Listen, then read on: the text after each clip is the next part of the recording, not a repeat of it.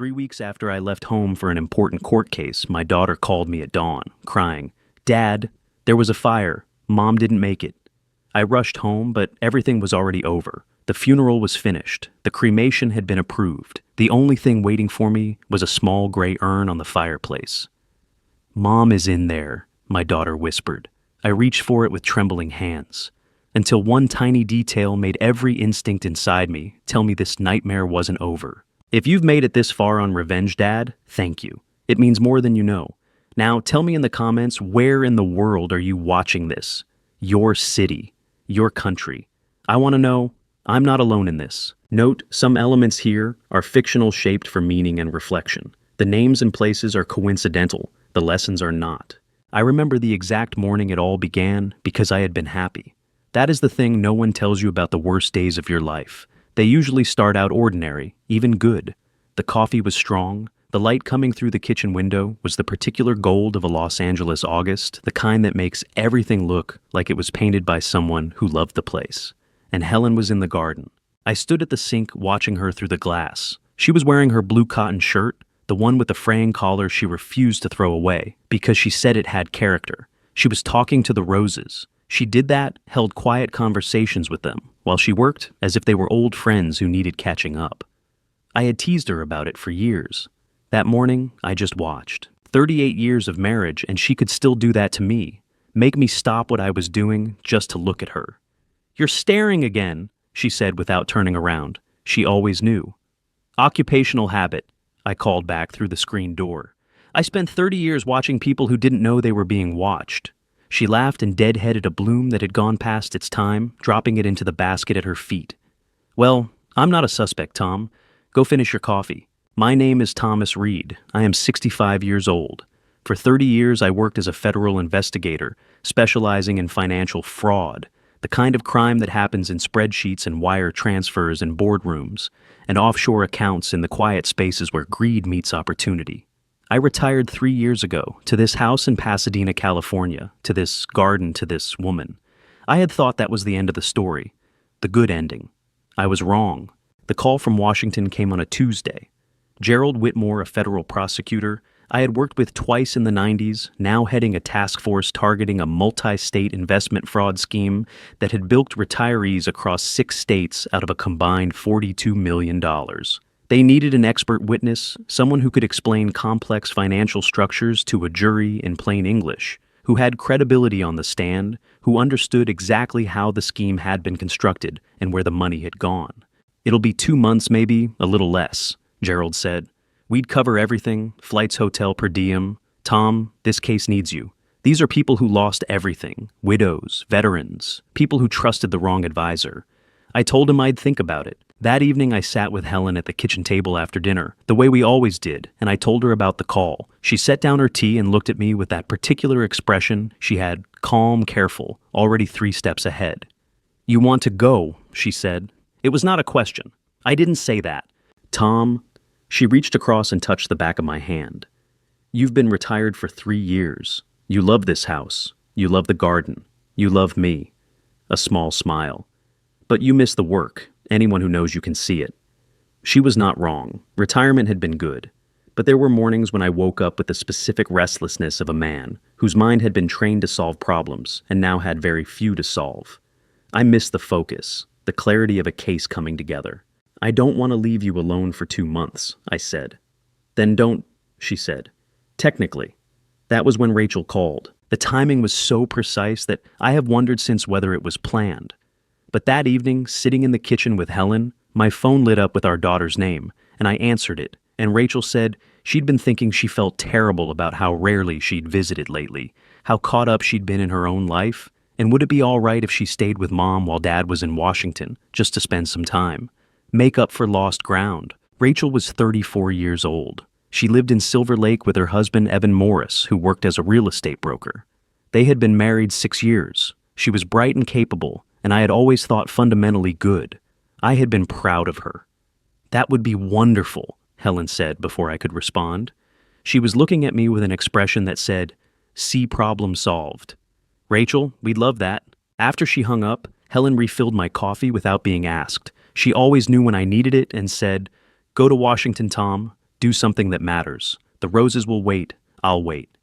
I booked the flight the next morning. The day I left, our neighbor Carol Brennan came by to drop off a jar of her preserved lemons. She and Helen had been friends for 11 years, the kind of friendship built on shared meals and borrowed tools, and the particular intimacy of two women who have watched each other's lives from across a fence line.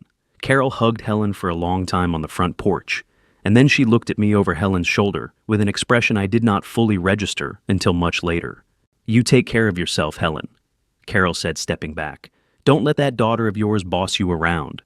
She said it lightly, the way you say things you mean, but have learned to wrap in humor. Helen laughed and waved her off. I loaded my bag into the car. Helen walked out to the driveway. She was wearing the blue shirt again. Her hair was loose the way I liked it, and the morning light caught the gray at her temples that she had stopped trying to hide a few years ago, and that I thought was one of the most beautiful things I had ever seen. "Call me when you land," she said. "Every night," I said.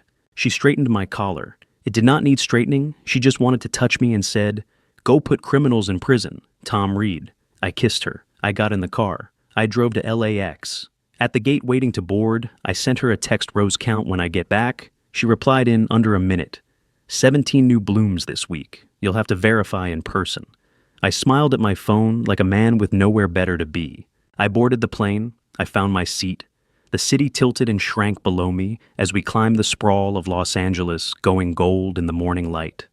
The foothills brown and dry at the end of summer, the thin blue line of the Pacific at the edge of everything. I looked for Pasadena, but could not find it from that height. I told myself it did not matter. I would be back in 2 months. 3 weeks later, my phone rang at 6 in the morning. It was Rachel, and the moment I heard her voice, I knew the world had changed. Rachel was crying. That was the first thing I noticed. The second thing I noticed, and I am not proud of this, because it tells you something about the way my mind was built, was that the crying had a rhythm to it, controlled, measured. The pauses came at the right moments, the breath caught in exactly the right places. 30 years of interviewing people under stress had taught me what genuine panic sounds like, and genuine panic does not have rhythm. I pushed the thought away before it fully formed. I was not an investigator that morning. I was a husband, and my husband's brain had already registered the word mom in Rachel's first broken syllable, and it had stopped functioning normally. "Dad." Her voice came through the phone like something tearing. "Dad, something happened. Something I need you to listen to me." I sat up in the hotel bed. The Washington, D.C. skyline was gray outside the window. Early morning, the Capitol dome barely visible through cloud cover. I had been up since 5 reviewing my testimony notes. I was due in the courtroom at 9. None of that existed anymore. "Rachel, talk to me." "It's Mom." A sharp intake of breath. "Dad, there was a fire at the Sylmar property, the old cabin out in the valley. She went out there yesterday afternoon. I don't know why she said she needed to check on something, and the electrical system, they think it was the wiring and it spread so fast. Dad, by the time anyone called it in, she couldn't or then I heard the rest of what she said. I heard every word. But there is a mechanism in the human brain. I have read about it. I have seen it in witnesses on the stand. I have never understood it until that moment that simply refuses to process certain information. It takes the words and holds them at arm's length like a man holding a burning thing not yet ready to let it touch him. "She couldn't get out," I said. My voice sounded like it belonged to someone else. "The investigators are still on scene." Rachel was steadying herself the way people do when they have already cried and now need to function. "They said the remains, Dad, she was there, wasn't much left. The fire burned very hot, very fast. They said visual identification wasn't possible. Then how do they know it's her? Her car was there, her phone, her wedding ring, they found it in the debris. And I gave them her dental records this morning. Her dentist is Dr. Kellerman. I had his number from her files. They confirmed it, Dad. They confirmed it." I was sitting on the edge of the hotel bed. At some point I had stood up and then sat back down. I didn't remember doing either. Helen had texted me 2 days ago. A photo of the roses' 17 new blooms, she'd said, and I needed to verify in person.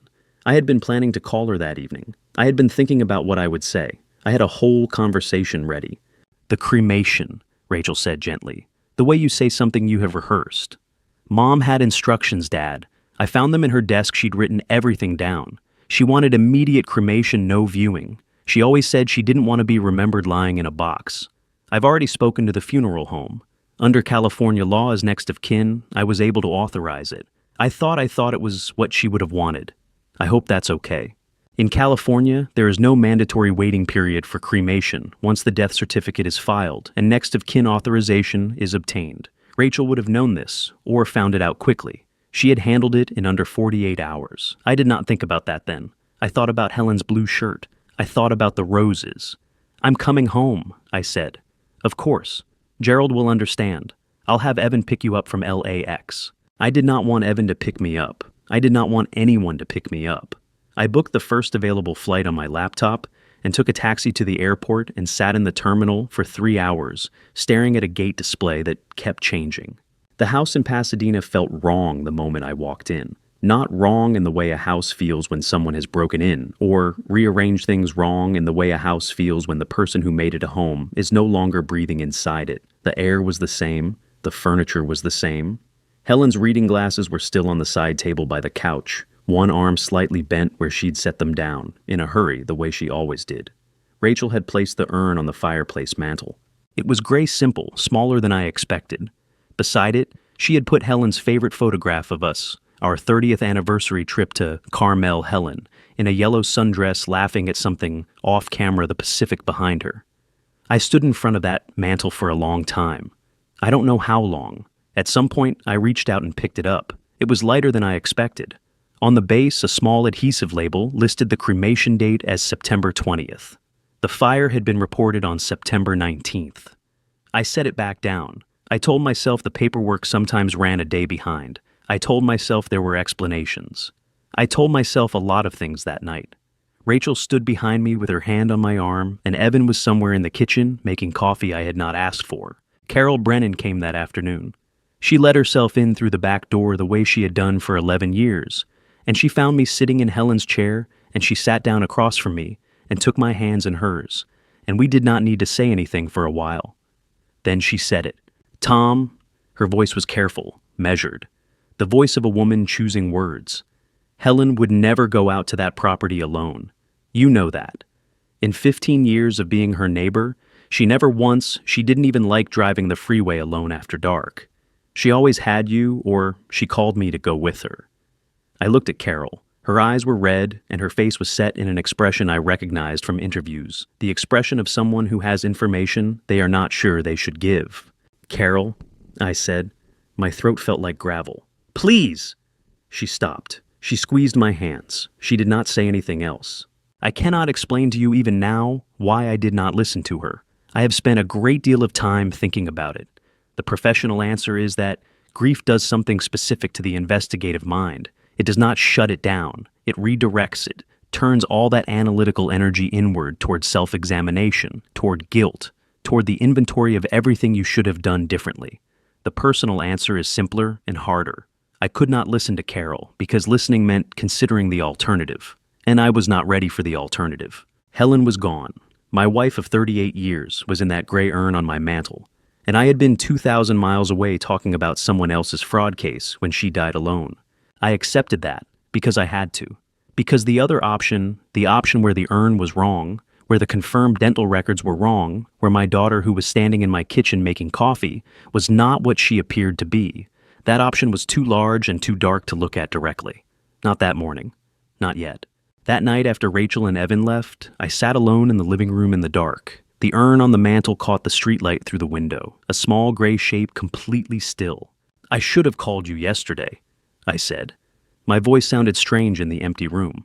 I kept meaning to call, and then the preparation for testimony ran long, and I told myself I'd call after dinner, and then it was late and I thought. I stopped, pressed the heels of my hands against my eyes. "I'm sorry, Helen. I'm so sorry I wasn't there." The house held the silence the way houses do. I stayed in that chair until almost 2 in the morning. Then I got up, covered the photograph with a folded dish towel because I could not look at her face and sleep, and went to bed. The next morning, Rachel came back with coffee and a list of things that needed to be handled: estate paperwork, insurance notifications, account transfers. She was efficient and kind, and she held my hand when I cried, and she said all the right things. I let her handle them. Every single one. That was my first mistake. It would not be my last. The first check I wrote Rachel was for $900. She called it a processing fee paperwork associated with the cremation, administrative costs the funeral home hadn't itemized up front. She was apologetic about asking the way people are when they know the ask is reasonable, but the timing is bad.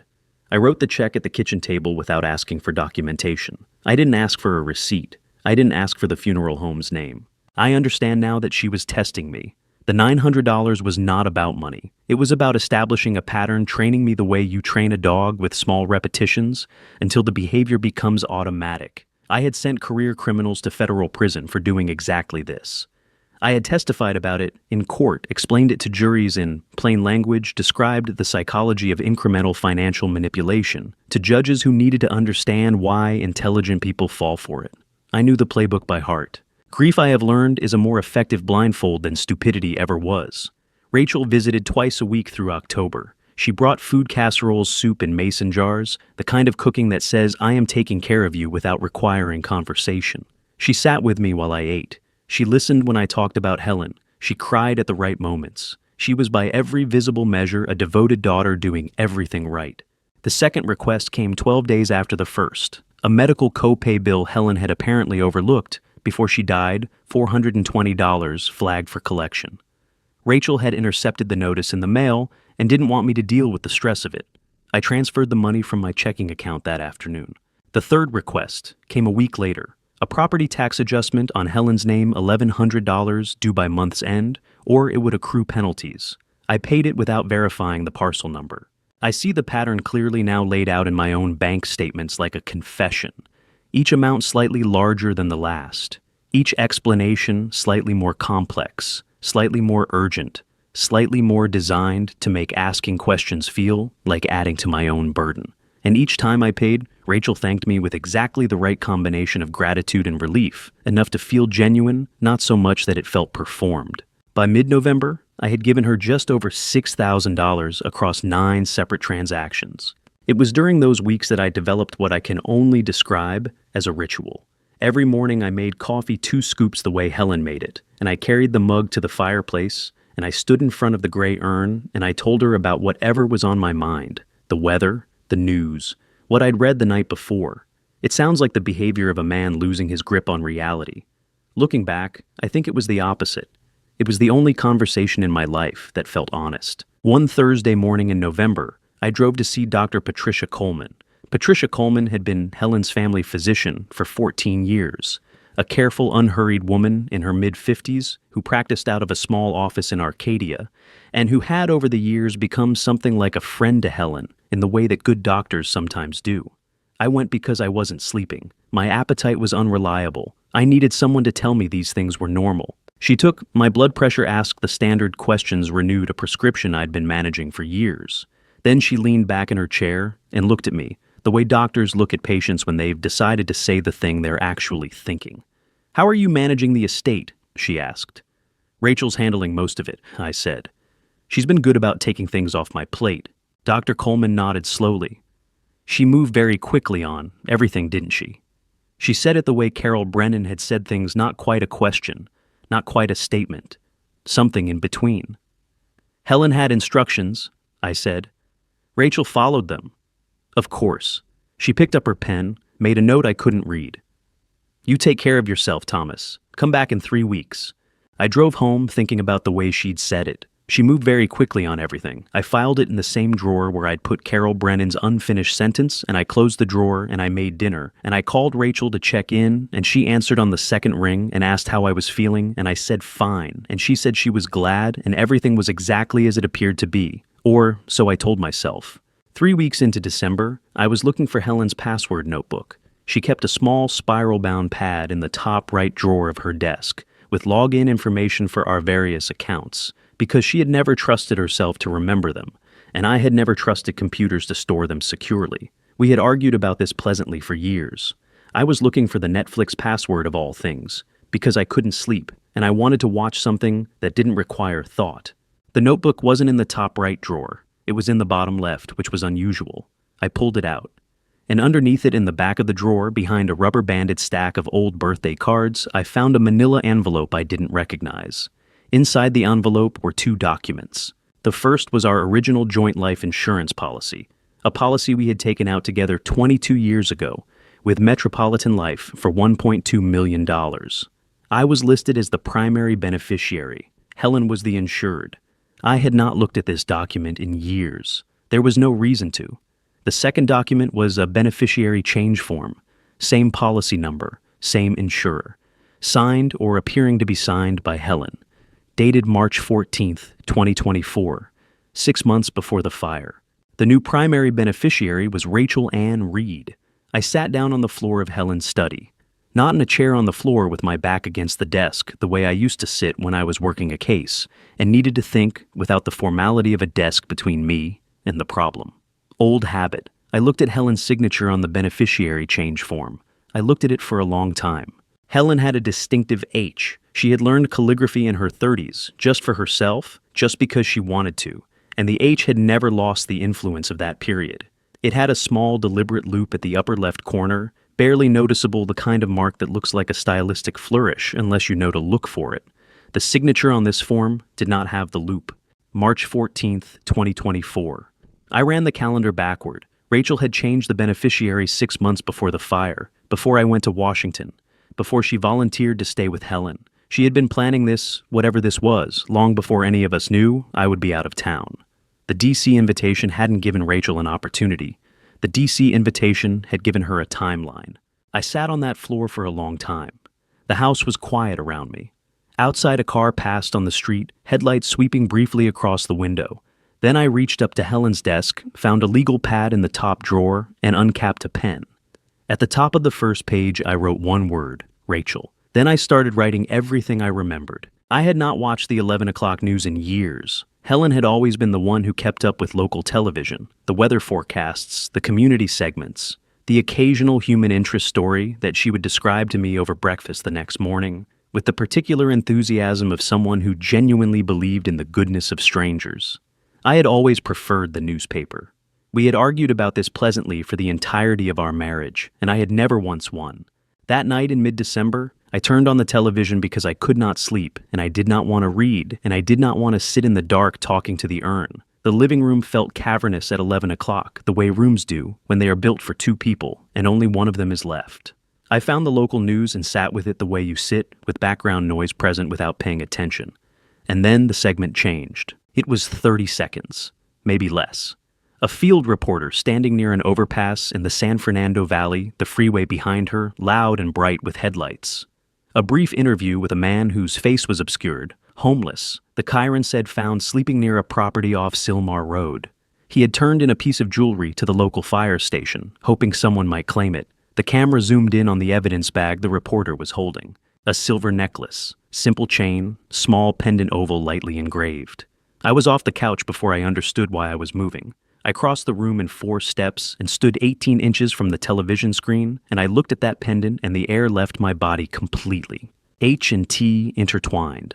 The way I had asked the jeweler to engrave them 30 years ago for our 30th anniversary, because Helen had said she wanted something that looked like the 2 of us were still holding on to each other, even when we weren't in the same room. She had worn that necklace every day for 8 years. She had told me once that she sometimes forgot it was there, that it had become like a second heartbeat, something so constant she only noticed it when it was gone. It was not on the evidence inventory from the Sylmar fire. I knew this because I had requested a copy of the inventory 3 weeks earlier, the morning after I found the insurance document, telling myself I was just being thorough, telling myself it was just the old habit of a man who liked complete information. The inventory listed Helen's wedding ring, recovered from the debris, her cell phone partially melted, and her car keys. It listed the items found in the vehicle. It did not list a silver necklace with an H&T pendant, which meant it had not been at the fire. I called the television station at 11:43 that night. The overnight desk gave me the number for the news tip line. I left a message. At 7:15 the following morning, a segment producer called me back and gave me the name of the fire station, where the necklace had been turned in, and the name of the man who had found it, Jimmy Cortez.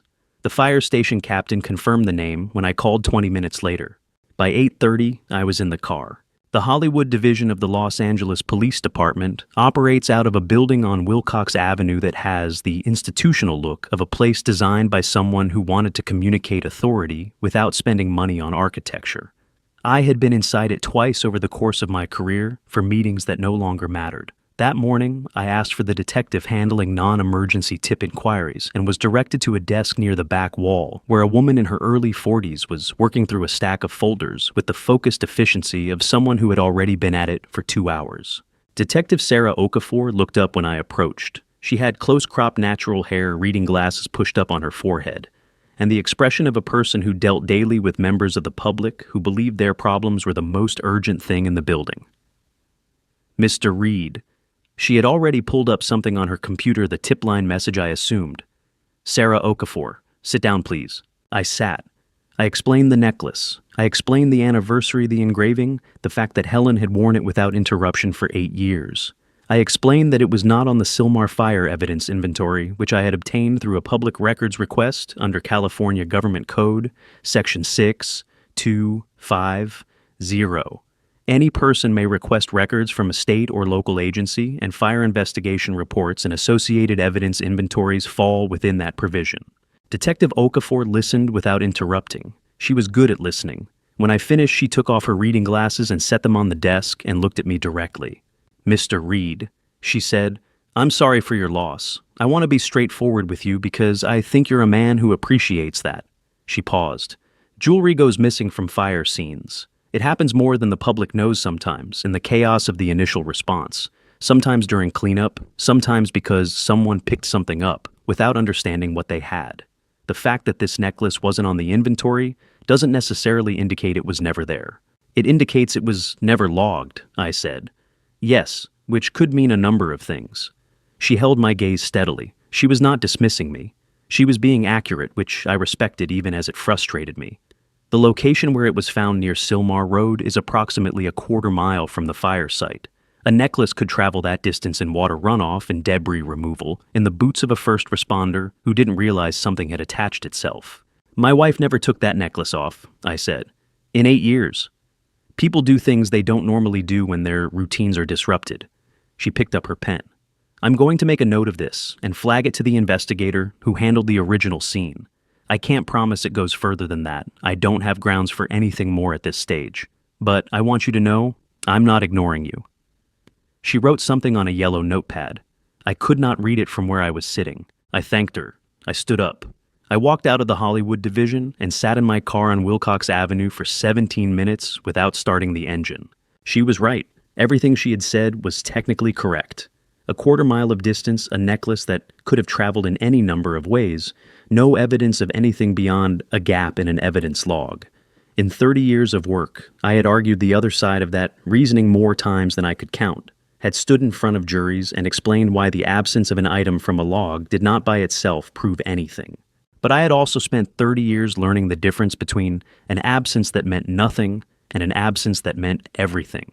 And the specific shape of this absence, a piece of jewelry worn daily for 8 years, not listed, found 3 months later near a location with no connection to the fire site, had a shape I recognized. I pulled out the legal pad from the passenger seat.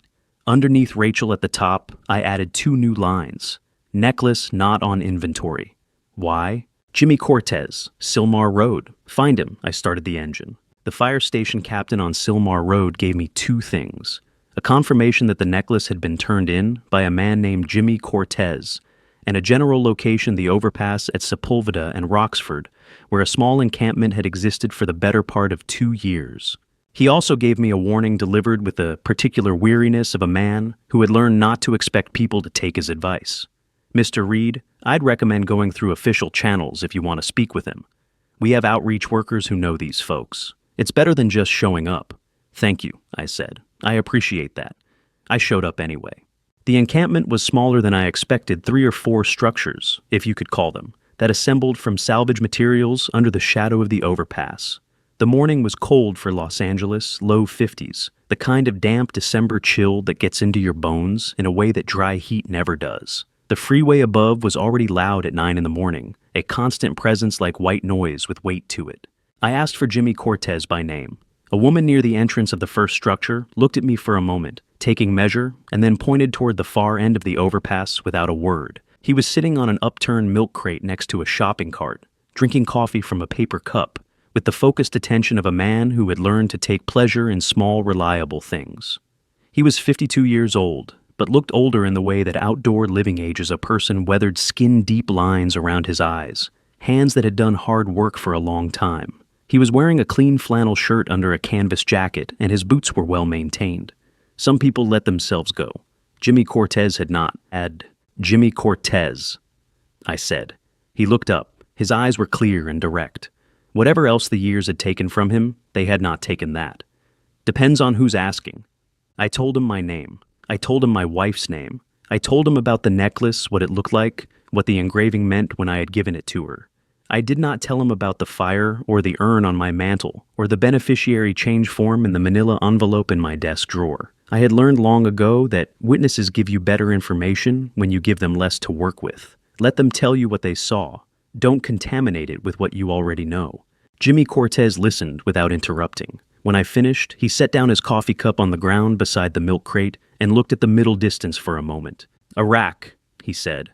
2 tours, Sergeant 3rd Infantry Division, Fort Stewart, Georgia before that. He said it the way veterans sometimes introduce themselves to strangers, not as biography, but as credential. This is what I am. This is what I've seen. You can trust what I tell you.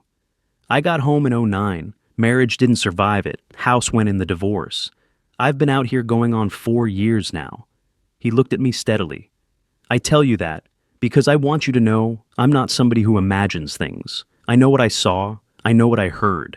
And I've been wondering for 3 months whether I should have done more about it. Something in my chest tightened. Tell me, I said. The night I found the necklace, it was the end of September, early October. I lose track sometimes. Middle of the night, maybe 2 in the morning. I was sleeping near the fence line on the south side of that property on Silmar Road, the abandoned ranch. I sleep out that way sometimes when the overpass gets loud. It's quieter and the ground softer. He picked up his coffee again, held it without drinking. I heard a vehicle, big engine truck or a van. Headlights came through the fence slats and woke me up. What did you do? Stayed still.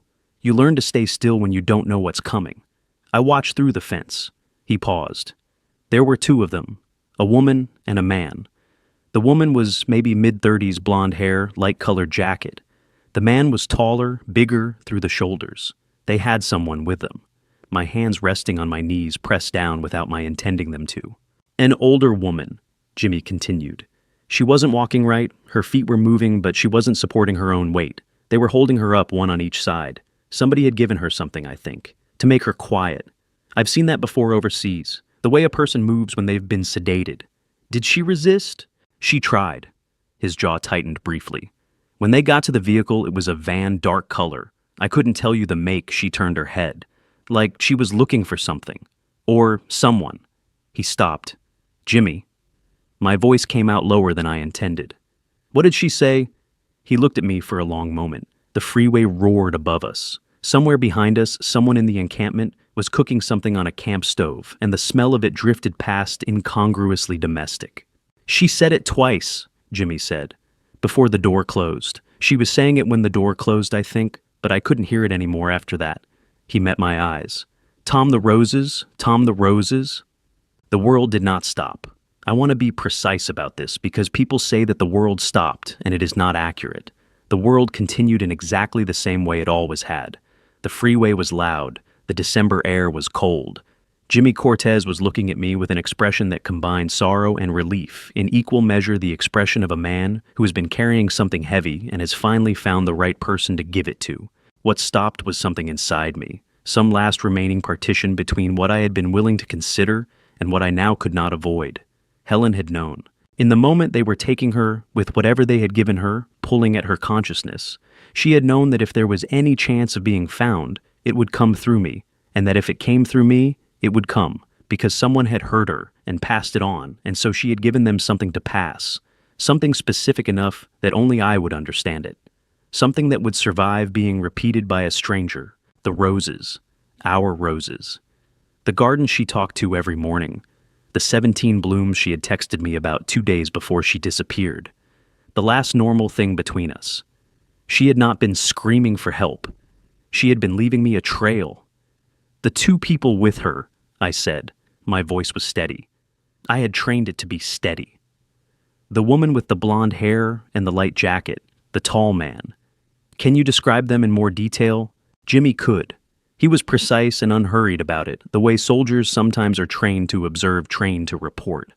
By the time he finished, I had no remaining doubt about who he was describing: the blonde hair, the light jacket, the specific way she moved, the height and build of the man beside her. Rachel, Evan. I thanked Jimmy Cortez. I shook his hand. I meant both things completely. Walking back to my car, I passed the woman who had pointed me toward him. She was watching me with the careful attention of someone accustomed to reading strangers quickly. "He's a good man," she said. "Whatever he told you, it's true. Jimmy doesn't make things up." "I know," I said. "I believe him." I sat in the car. I did not analyze this time. I did not make notes. I pressed both hands flat against the steering wheel, and I breathed carefully the way you breathe when you're trying to keep something enormous from breaking through the surface before you are ready to deal with it. Helen was alive. She had been alive in September. She might be alive right now. And my daughter had put her somewhere. I picked up my phone. I found the contact I needed, a name I had not called in 2 years. A man I had known for 4 decades, a lawyer who owed me nothing and would do anything I asked. Michael Grant answered on the first ring. "Thomas," he said, just my name. But the way he said it, the particular attentiveness of a man who has known you long enough to hear distress in a single syllable, told me he was already listening with everything he had. "I need you," I said. "Tonight. Bring everything you have on civil discovery procedure in California. And Michael..." I stopped, looked through the windshield at the overpass, at the thin winter light cutting through the concrete columns. "Don't tell anyone I called." Michael Grant's office occupied the 14th floor of a building on Avenue of the Stars in Century City, which is the kind of address that tells you something about a lawyer before you've met him. The building had valet parking and a lobby with marble floors and a security desk, staffed by a man in a blazer who called upstairs before letting me through. At 9:30 on a December evening, the elevator was empty and the hallway was quiet, and Michael was waiting for me at the door to his suite with his jacket off and his reading glasses already on, and 2 yellow legal pads on the conference table behind him. 40 years. That was how long I had known Michael Grant. We had met in 1984 at a federal training seminar in Quantico. He was a young attorney consulting on a white-collar case. I was a new investigator trying to understand how prosecutors thought. We had argued about evidentiary standards for 3 hours and gone to dinner afterward and been friends ever since. He had been at my wedding. I had been at both of his. He had held my hand at my mother's funeral, and I had held his at his father's, and in the way of men who have known each other long enough, we had stopped needing to explain ourselves to each other about most things. He looked at me when I walked in and said, "You look terrible." "I know," I said. "Sit down, tell me everything." I told him everything. It took 40 minutes. Michael did not interrupt. He sat across the conference table with a legal pad in front of him and a pen in his hand, and he wrote things down in the rapid shorthand he had developed over decades of taking notes in rooms where he could not afford to miss anything. When I finished, he set the pen down and pushed his reading glasses up onto his forehead and looked at me with the expression of a man who has just been handed a problem he finds genuinely interesting. "The beneficiary change," he said. "You have the original document, photographed and in my cloud account, original locked in my desk." "Good," he made a note. "The Chiron on the news segment, Jimmy Cortez, is a named individual. We can get a formal statement from him if we need one. His background as a veteran with combat experience will hold up well in front of a jury if it comes to that jury's trust people who've served." He tapped the legal pad. "The evidence inventory gap, you got that? Through a public records request? Government Code 6250I confirmed. Which means it's documented that the necklace was not logged. That's useful." He leaned back. "Thomas, I want to walk you through what I think we can do here, because some of it is going to feel slow, and I need you to understand why it has to be slow. Tell me, you were the original primary beneficiary on that life insurance policy. Rachel changed it with what appears to be a forged signature 6 months before your wife disappeared. That gives you standing legal grounds to file a civil action, contesting the beneficiary change and the insurance payout." He held up a hand before I could speak. "I know that's not the point. The point is Helen, but the civil action gives us something the police investigation doesn't have, yet it gives us discovery. Under California Code of Civil Procedure, Section 2016, parties in a civil lawsuit can subpoena financial records, bank statements, transaction histories. We can see everything Rachel and Evan have done with that money, and more importantly, we can see everything they paid for before the fire. I had spent 30 years understanding how financial trails worked. I had built cases on bank statements that told stories their owners never intended to tell. I knew exactly what Michael was describing, and I knew exactly how powerful it was. How long to file? I asked. I can have the complaint drafted by tomorrow morning. We'll name Metropolitan Life as a nominal defendant they paid out based on the forged change they have an interest in knowing if it was fraudulent. That strengthens our standing. He picked up his pen again.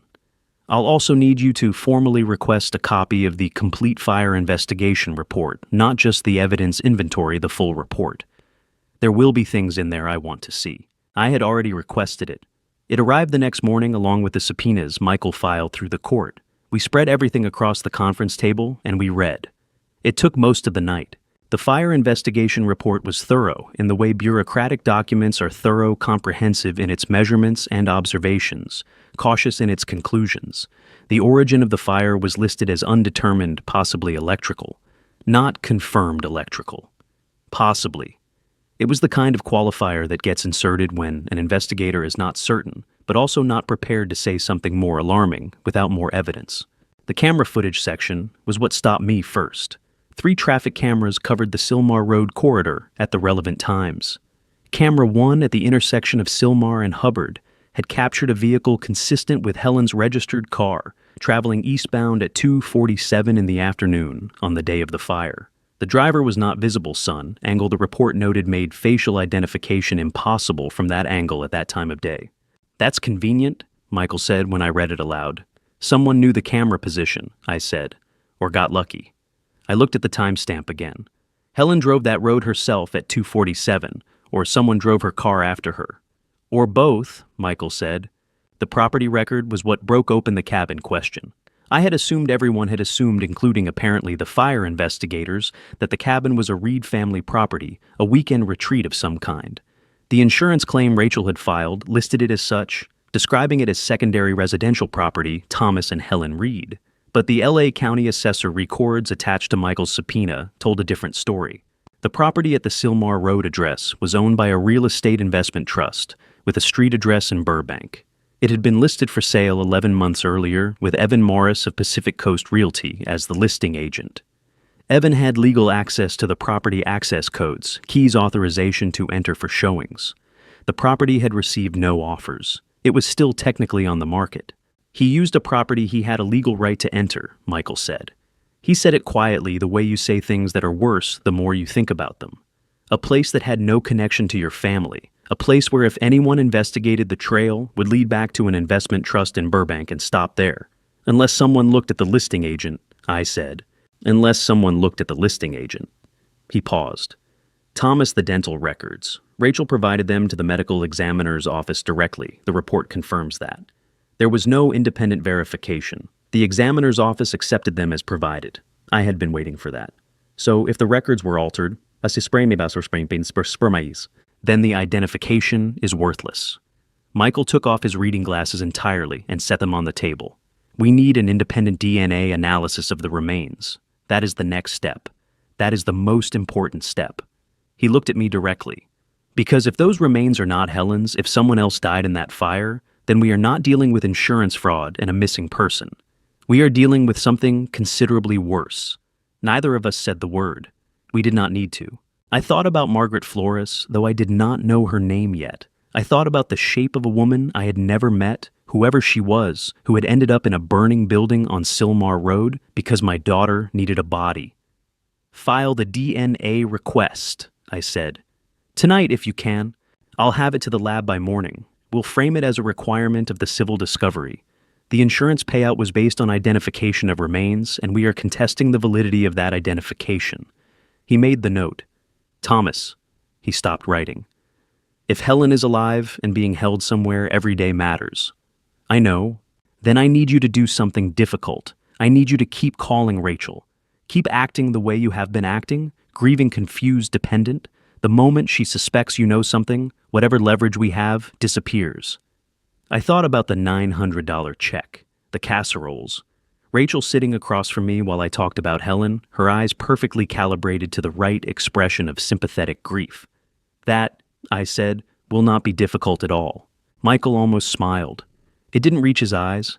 He picked up his pen and kept working, and I sat across from him, and we read through the night, and by the time the Century City skyline began to lighten outside the window, we had the shape of something that was going to bring my daughter to her knees. The orchid had been sitting in Helen's study for 11 years, and I had not watered it once since she disappeared.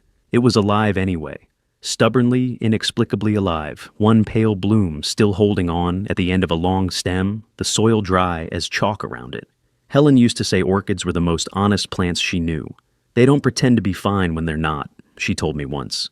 They just hold on and wait for someone to notice. I noticed it on a Tuesday afternoon in late December. While I was going through her desk, looking for the title to her car part of the estate paperwork Rachel had been gently pressing me to complete.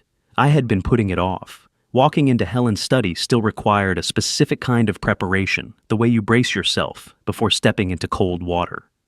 I watered the orchid. Then I stood there looking at it, and something made me lift the pot.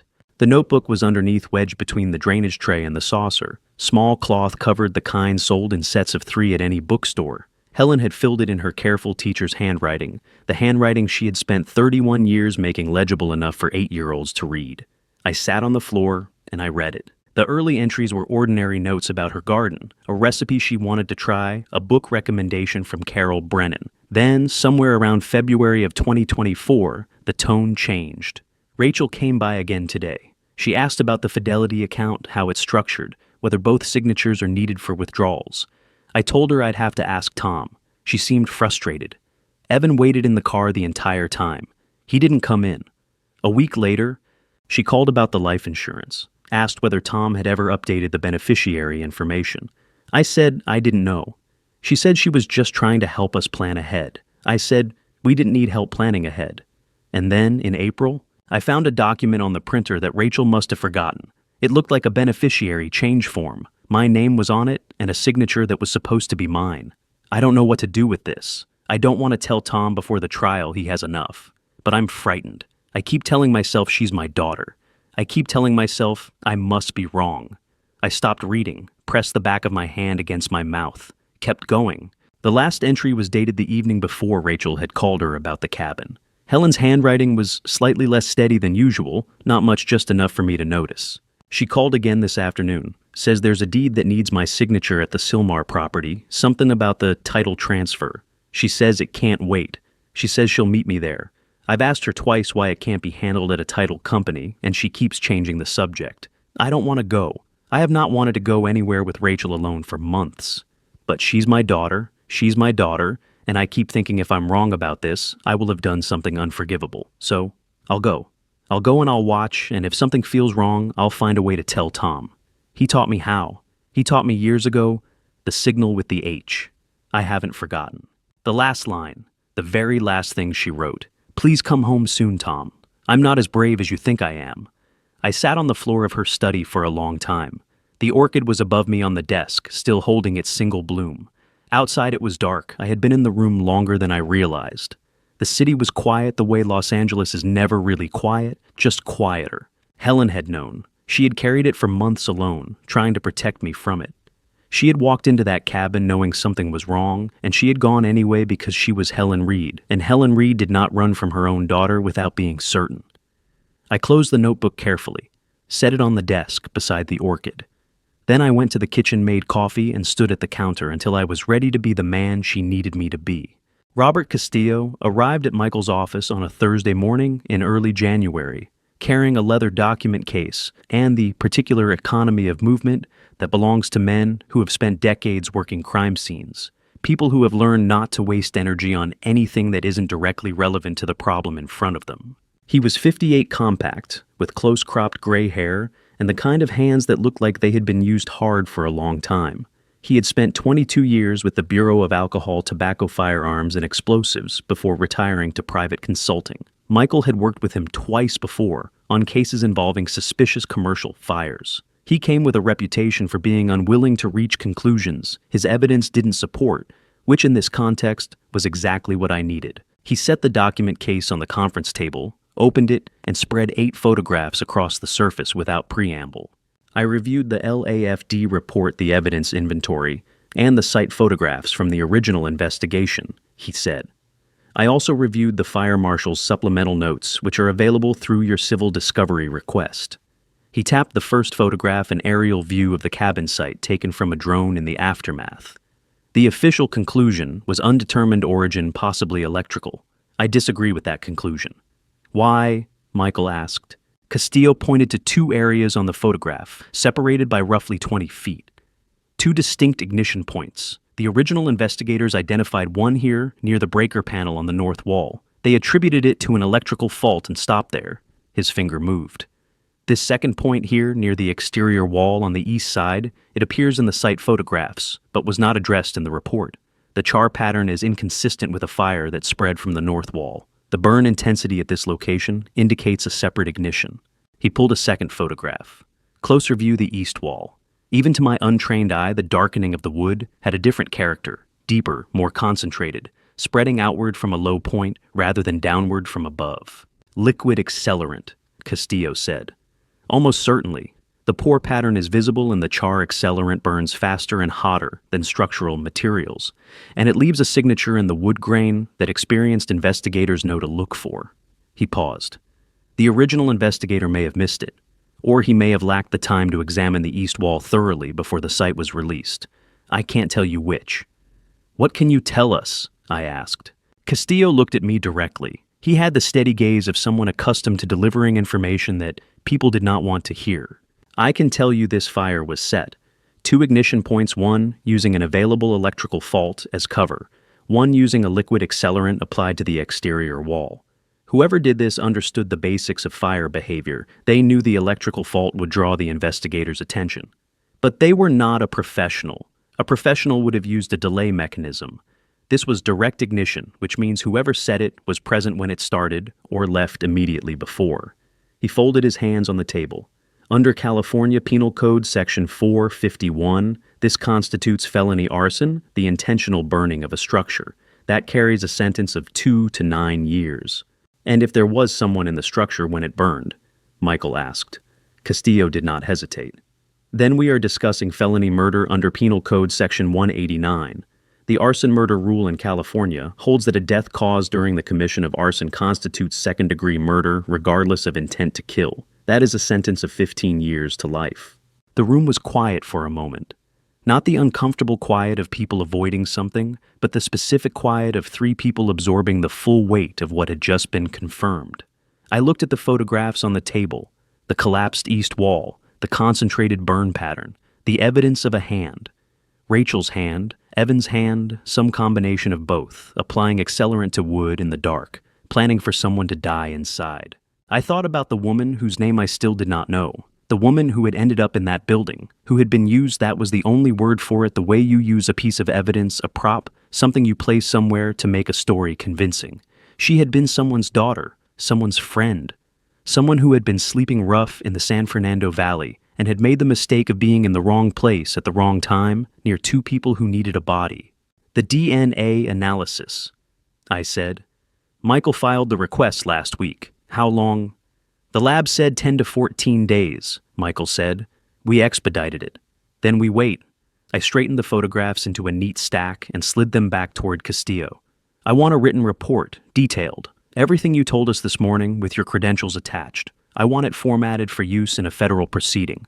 Castillo raised an eyebrow slightly. You're anticipating federal jurisdiction? Wire fraud, I said. Insurance fraud involving an interstate financial institution. If this goes where I think it's going, the Bureau will be involved before spring. I held his gaze.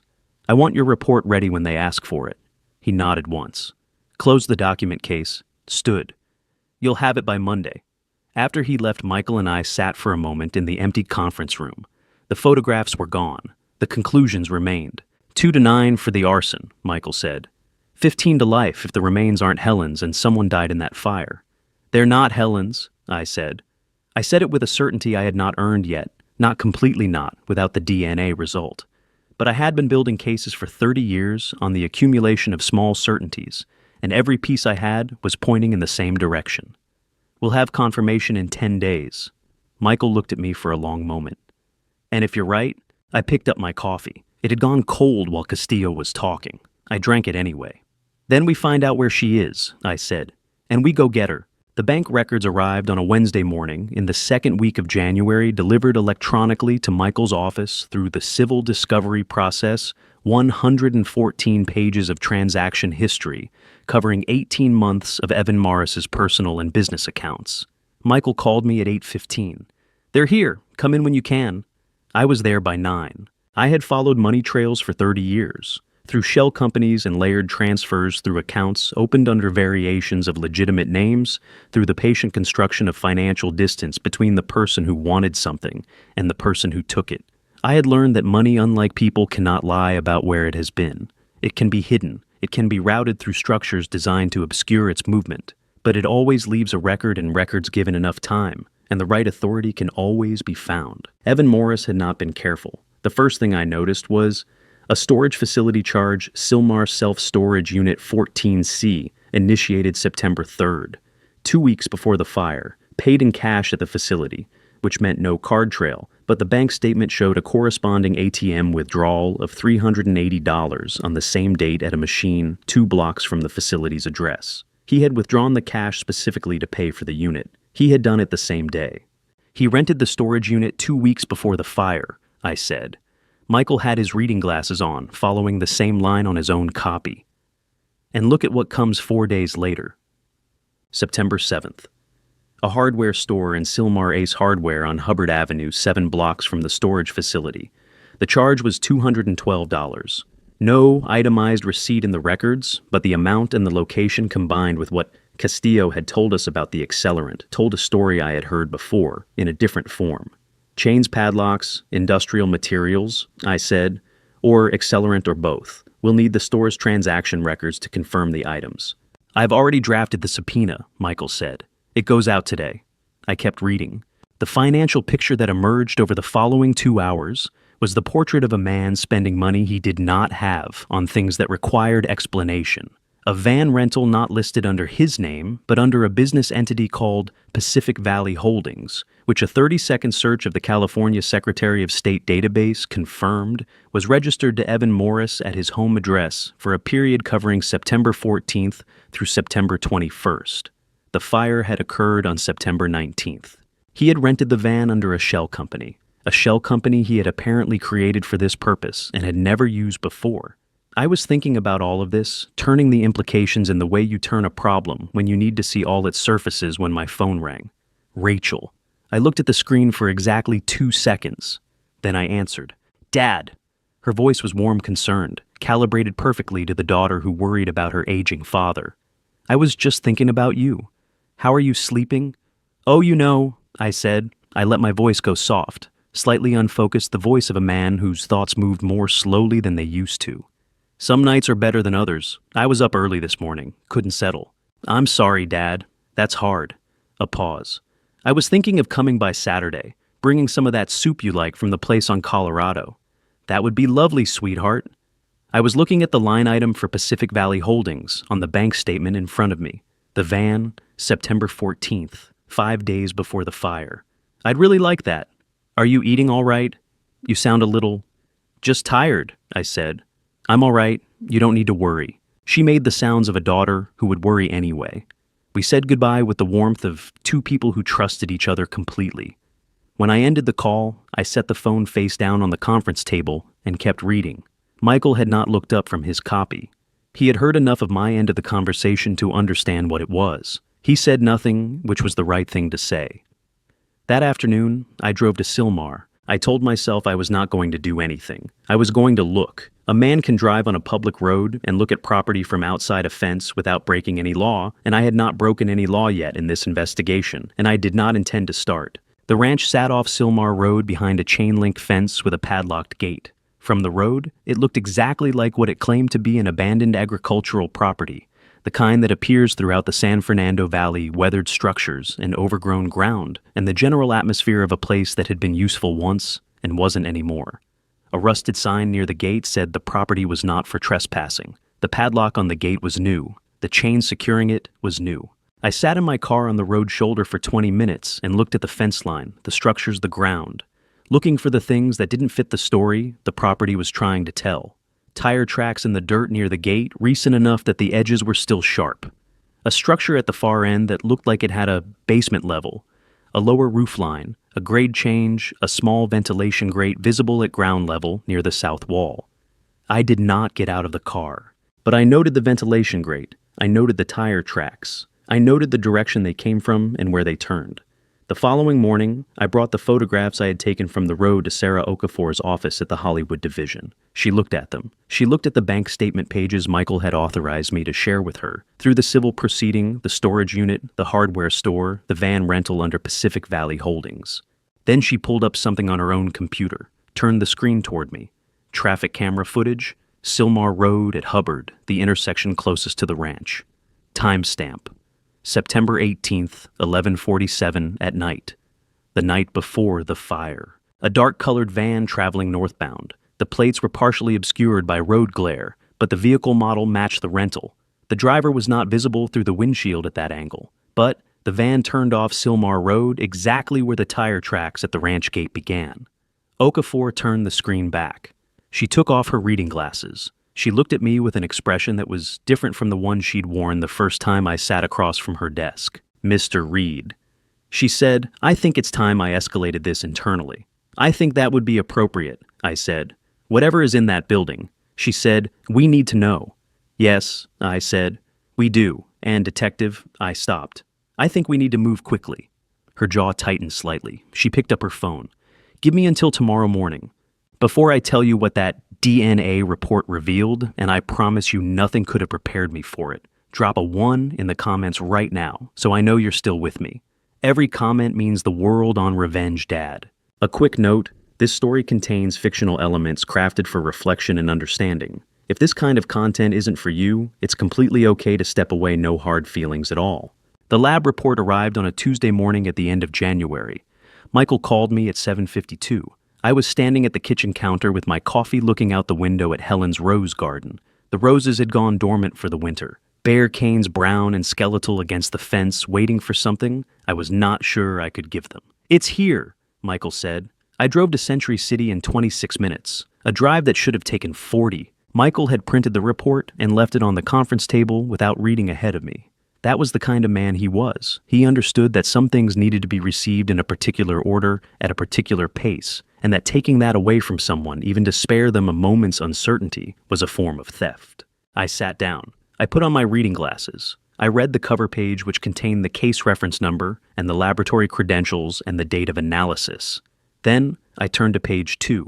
I have read thousands of lab reports in my career. Financial audits, forensic accounting analyses, transaction records that ran to hundreds of pages. I had learned to move through them efficiently, to find the critical line, absorb its significance, and proceed. Speed was part of the skill. I read this one 4 times.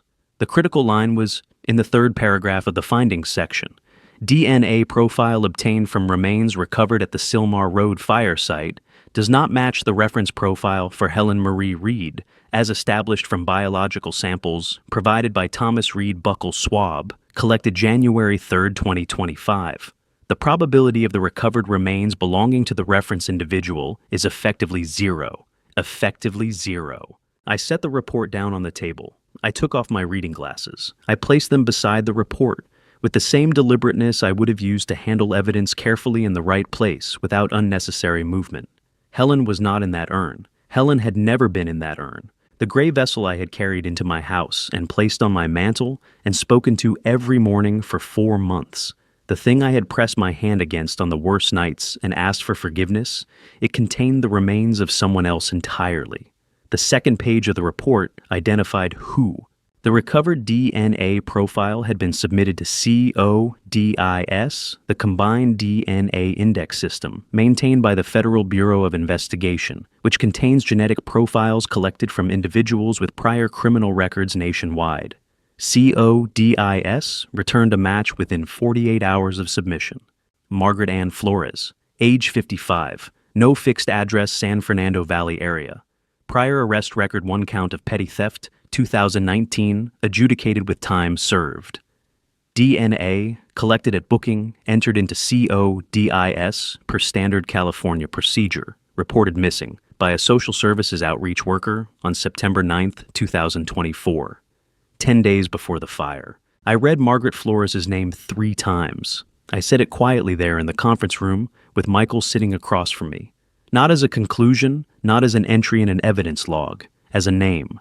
The name of a woman who had been someone before she became a piece of someone else's plan, who had been sleeping rough in the San Fernando Valley trying to survive, and who had crossed paths with my daughter at the worst possible moment.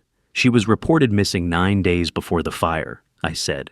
Yes, Michael said, which means Rachel didn't find her by accident. The implications assembled themselves the way they always did quickly, in order each one unlocking the next. She identified Margaret Flores in advance. She knew where she was. She planned for her. The room held the weight of that for a moment. Thomas, Michael's voice was careful. This changes the charge structure significantly. We are no longer discussing insurance fraud with an associated arson. We are discussing a homicide. Murder, I said. Second degree under the felony murder rule. The arson caused her death. Rachel and Evan are responsible for it, regardless of whether they intended to kill her specifically. I had explained this legal principle to juries more times than I could count.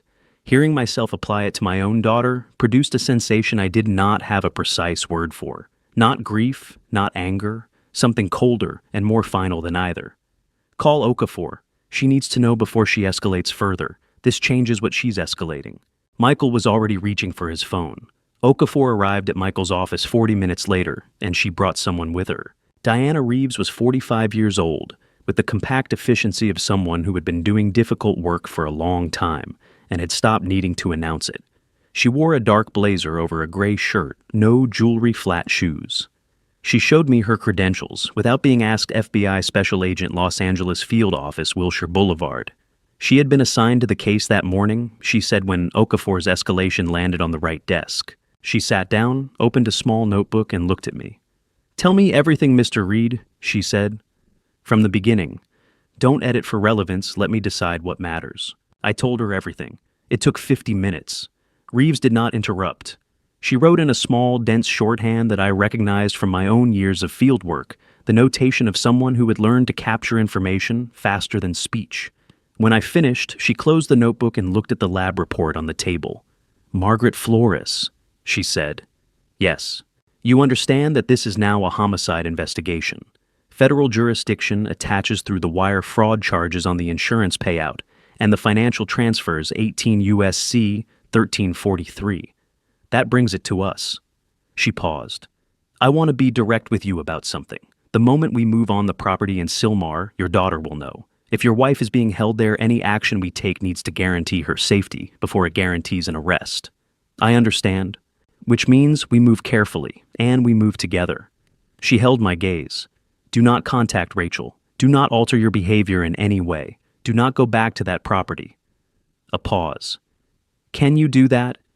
I thought about the ventilation grate at ground level near the south wall, the tire tracks with sharp edges, the dormant roses in my garden that Helen had planted and that I had been neglecting. I can do that, I said. Reeves nodded once. She stood. She picked up the lab report, looked at Margaret Flores' name one more time, and set it back down. We'll be in touch by end of day, she said. After she left, I sat alone in the conference room for a long time. Michael had stepped out to make calls. The building was quiet around me. Through the window, Century City spread out in the flat winter light, the towers casting long shadows eastward toward Pasadena, toward home, toward the urn on my mantle that wasn't Helen, toward the roses waiting in the cold. She was alive. After 4 months of grief and guilt and the particular devastation of believing you had failed the person who mattered most, she was alive. She was somewhere in the San Fernando Valley behind a chain-link fence below a ventilation grate I had noted from a car on a public road. And I had promised a federal agent I would wait. I picked up my phone. I did not call Rachel. I did not call anyone. I opened the text thread with Helen's number, the number I had never been able to delete, and I typed a message I did not send. I'm coming. Hold on. Reeves had told me not to go back to the property on Sylmar Road. She had not said anything about the property next to it. Frank Delgado's ranch sat on the east side of the fence line, 11 acres of working land, 2 horses, a vegetable garden that had gone mostly dormant for the winter, and a farmhouse that had been built sometime in the 1960s and maintained with the particular care of a man who understood that things lasted as long as you paid attention to them. I found it by pulling the parcel records for the adjacent properties through the county assessor's website, the same public database Michael had used to identify Evan's listing. I drove out on a Thursday afternoon in early February and knocked on the front door. Frank Delgado answered in a canvas work shirt and boots that still had morning mud on them. He was 68 years old, heavy-set with the slow, deliberate movements of a man who had learned not to hurry. His face was deeply lined, his hair silver white, his eyes the particular sharp brown of someone who had spent decades paying attention to things other people walked past without seeing. He looked at me for a moment. "You're not from around here?" he said. "No," I said. "My name is Thomas Reed. I'd like to ask you about the property next door." He studied me for another moment. Then he stepped back and held the door open. We sat at his kitchen table with coffee he made, without asking whether I wanted any. Outside the window, I could see the fence line between his property and the abandoned ranch. From his kitchen, the view was clear. The south wall of the main structure, the grade change that indicated a basement level, the ventilation grade at ground level that I had noted from the road 2 weeks earlier. He had been watching that property for months. "I see lights over there at night," he said. "Flashlight kind moving around inside. And a vehicle dark van comes 2 or 3 times a week, always at night, always the same 2 people." He wrapped both hands around his coffee mug. "A blonde woman, younger, and a big man taller than me. They never stay long, an hour, maybe 2. "Did you report it?" I asked. "Called the sheriff's substation on Sayre Street back in November." His jaw tightened slightly. "Deputy came out, looked at the fence from the road, said probably squatters or kids messing around. Said if I saw anything more specific to call back." He paused. "I called back 2 more times, got the same answer both times. But you kept watching. A man lives next to something for 11 years. He knows when something's wrong." He set down the mug. "There's something else." He stood and went to a kitchen drawer near the back wall. He rummaged briefly, then came back to the table and set down a small piece of paper, folded twice the creases worn soft from handling. "Found it about 3 weeks ago," he said, "near the base of my fence post south corner, close to that grate in their wall. Wind must have carried it through." I unfolded it. The paper was torn from what looked like a larger sheet brown, at the edges slightly damp warped. The writing was in pencil, faint but legible, in a hand I recognized the way you recognize a voice on the phone before the person has said their name. HR, alive, basement, help. Helen's H, the small deliberate loop at the upper left corner, the loop that had appeared on every document she had ever signed in our 38 years together. The loop that was absent from the forged beneficiary change form. The loop that was unmistakably completely hers. My hands did not shake. I had trained them not to. But something behind my sternum pulled tight and stayed that way. She had found a stub of pencil. She had torn a piece of paper from what I didn't know, didn't need to know. She had written 4 words, and she had pushed the paper through the ventilation grate and trusted the wind and trusted that someone on the other side would pick it up and hold onto it and eventually find the right person to give it to. She had trusted correctly. "Mr. Delgado," I said. My voice came out steadier than I deserved. "The woman next door. I believe she is my wife." Frank looked at me for a long moment. His expression did not change dramatically. It settled the way a man's face settles when something he has been half expecting finally arrives. "I thought it might be something like that," he said quietly. I folded the paper along its original creases and placed it in my breast pocket. Then I took out my phone and called Diana Reeves. She answered on the second ring. I told her what I had. I told her where I was sitting. I told her about Frank Delgado and the ventilation grate and the 3 weeks this piece of paper had been waiting for me in a kitchen drawer on a ranch in Sylmar. Reeves said 4 words before she started giving orders. "We move this weekend." The asset transfer documents arrived Thursday morning, 2 days after I sat at Frank Delgado's kitchen table. Michael had them spread across the conference table. By the time I arrived, 43 pages covering 3 separate transactions, the joint investment account Helen and I had maintained with Vanguard for 19 years, the family trust we had established in 2009 in a parcel of land in Ventura County that Helen had inherited from her mother and that had been titled in her name alone. Combined value just over $1.5 million, all of it bearing Helen's signature, all of it notarized by a man named Roy Haynes. Roy Haynes Michael had established through a quick search of the California notary. Public Registry held a commission issued out of Van Nuys. He had been a licensed notary for 11 years. He was also according to Evan Morris's phone records obtained through the civil subpoena. A contact Evan had called 14 times in the 8 months preceding the fire. He notarized documents for a woman he never put in front of him. Michael said when he walked me through the Haynes connection. Under California law, a notary is required to physically verify the identity of the signer at the time of notarization. If Helen wasn't present and she was in a basement in Sylmar, then Haynes committed a felony under Penal Code, Section 470B, offering a forged instrument. He'll be looking at charges of his own. Does he know that yet? I asked. Not yet, Michael said, but he will.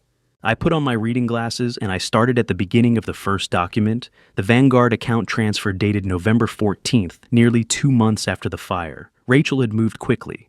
The money from the insurance payout had cleared in mid-October, and she had used the intervening weeks to begin working through the remaining assets, the ones that required Helen's actual signature, because they predated the forged beneficiary change and couldn't be redirected through insurance alone.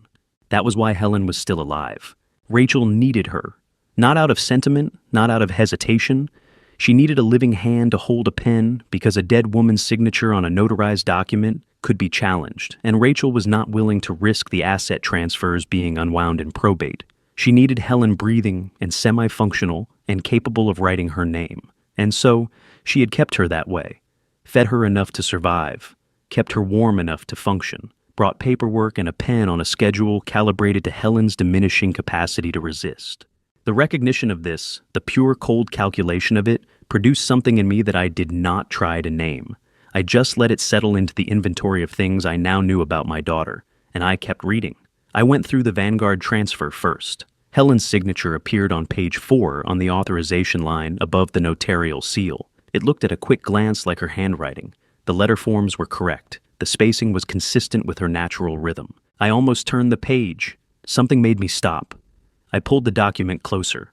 I took off my reading glasses, cleaned them on my shirt, and put them back on. I looked at the capital H in Helen. The loop was there. Not absent the way it had been on the forged beneficiary change form Rachel had put in front of us months ago. Present, deliberate. The small curl at the upper left corner of the H that Helen had carried in her handwriting since she taught herself calligraphy 30 years ago.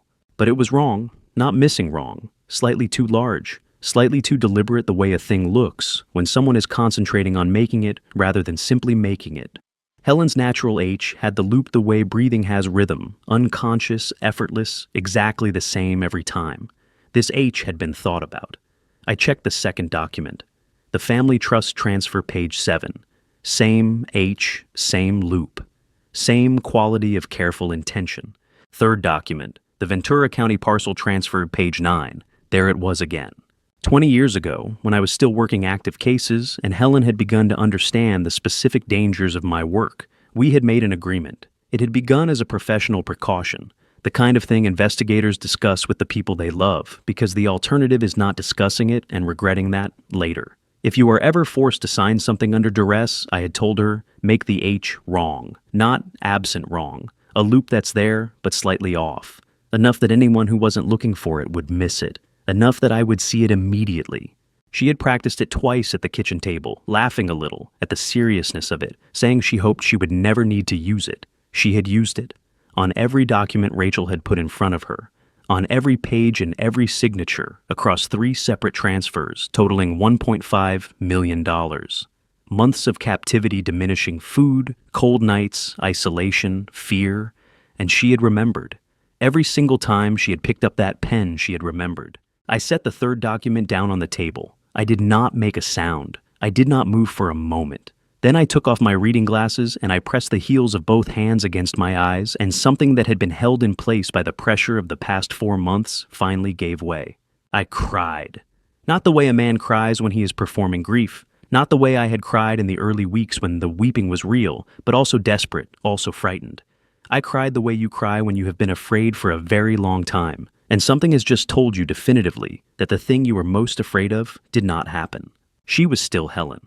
After everything Rachel had done to her, everything she had endured in that basement, she was still the woman who had sat at our kitchen table 20 years ago and practiced a secret signal with her husband and laughed about it and remembered it when it mattered most. Michael came back into the conference room and stopped when he saw me. He did not say anything. He sat down across from me and waited the way you wait for someone who needs a moment before they can use words again. After a while, I straightened up. I set the reading glasses back on my nose. I pulled the Vanguard document toward me and placed my finger on the H in Helen's signature. She signed everything wrong, I said. Every page, every document. I looked at Michael. She was telling me the whole time. Michael looked at the signature for a long moment. When he raised his eyes, there was something in his expression I had not seen there before, something that went beyond the professional competence and the strategic calculation and the 40 years of friendship. The forged notarization alone gives us a felony charge on Haynes, he said quietly.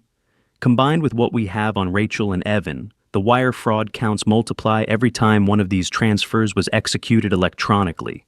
He paused. Thomas, we have enough. We have more than enough. I nodded. I gathered the documents into a neat stack carefully, with the same attention I would give to evidence I intended to present. Then let's finish it, I said. Michael arranged the meetings, 3 of them back-to-back on a Friday morning in early February, the day after I found Helen's distress signal written into every signature on those transferred documents. He had called ahead, explained that we were building a civil case with potential criminal implications, and asked whether each person would be willing to speak with me informally before a potential formal interview with federal investigators. All 3 said yes without hesitation. Dr. Patricia Coleman's practice in Arcadia occupied a small suite on the 2nd floor of a medical building on Duarte Road, the kind of office that had been maintained with enough personal attention over enough years to feel genuinely comfortable rather than institutionally so. She had cleared her first appointment of the morning. When I arrived, she was already at the table in her consultation room, with a manila folder open in front of her. I've been waiting for someone to ask me these questions, she said before I had fully sat down. She told me what she knew in the direct, organized way of someone who has been composing a statement in her head for months. Helen was in excellent health at her last physical in June of 2024, 3 months before the fire. Blood pressure, normal cardiac function, normal, no indicators of any condition that would suggest sudden catastrophic failure. Your wife was one of the healthiest 65-year-olds I've treated in 14 years of practice, she said. If I'd been told she died of a stroke, my first question would have been which chart you were reading from. Then she opened the folder. 2 months before the fire, she said, I received a call from Rachel. She said she was trying to understand her parents' health better for planning purposes. Dr. Coleman's expression did not change, but her voice acquired a careful flatness. She asked me specifically about medications or conditions that could produce symptoms resembling a sudden cardiac event or stroke. She said her father had been asking questions about end-of-life planning, and she wanted to be prepared. What did you tell her? I told her those questions were outside the scope of what I could discuss without a patient's authorization, and that she should speak with a specialist if she had specific concerns. She paused. I should have flagged it. I knew it was an unusual question. I told myself she was just an anxious daughter. Her jaw tightened slightly. I was wrong about that. You weren't wrong, I said. You followed the right procedure. What you're telling me now is what matters. She looked at me for a moment, then nodded once and closed the folder. I'll provide a full written statement to the federal investigators whenever they're ready. Carol Brennan was waiting in her living room. When I arrived, she had made coffee and set out 2 cups with the automatic hospitality of a woman who had been doing this for 61 years.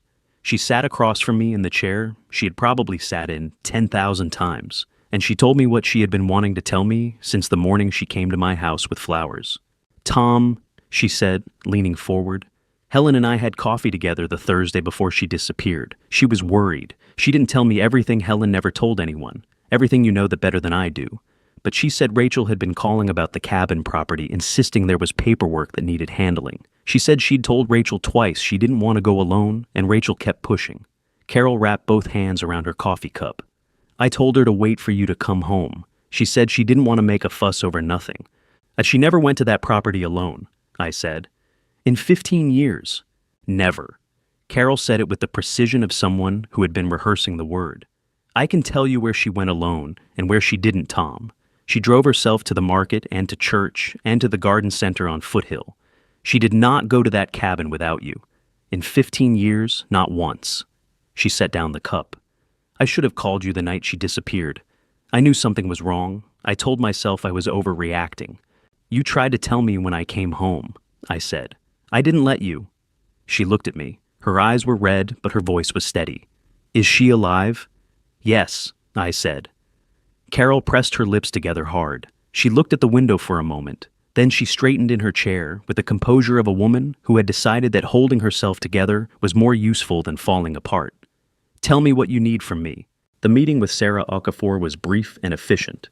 Two people who had moved past the need for reassurance and were now operating on the same side of the same problem. She had spoken with Reeves that morning. The tactical plan for the weekend was being finalized. She had one thing to add. Evan Morris made a purchase at a hardware store in Sylmar on September 7th, she said.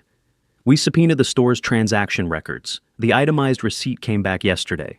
She slid a document across her desk. I looked at the list. Chain 20 feet half-inch galvanized steel. 2 padlocks heavy duty.